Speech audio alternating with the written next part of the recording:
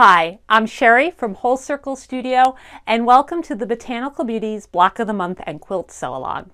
Today, I'm going to give you some tips as you begin to make your 10th Botanical Beauties block, a fern.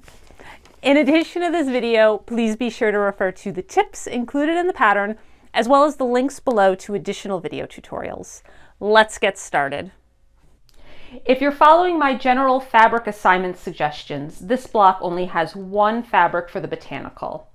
Of course, you can certainly make your fern block super scrappy or explore your own fabric variation. Also, I find that this month's block will come together a bit faster than previous blocks, as there are only 5 paper pieces required, both for the wreath and the grid versions. Also, there aren't as many critical alignments for this block. I included dots for one alignment when joining B to C in the wreath version, or for the grid version, G to H.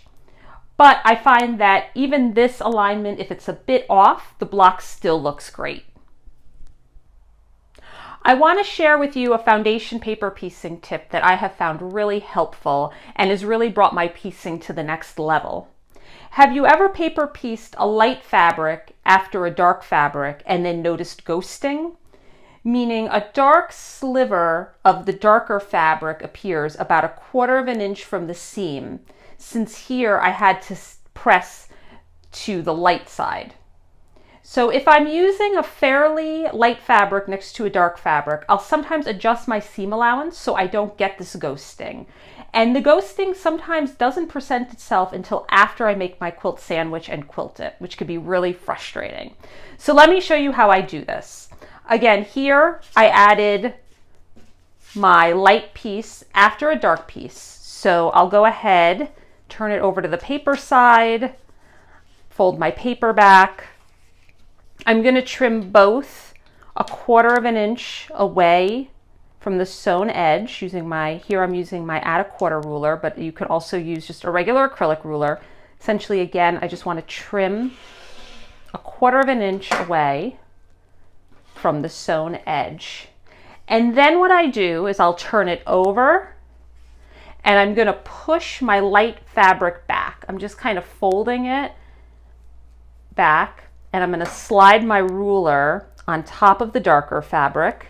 Here you want to be very careful with your fingers. Make sure you catch all of that lighter fabric. I only want to get the dark fabric. And here again, I want to be very careful. I'm going to trim like 1/16 of an inch or even less than that, just like a sliver of that dark fabric.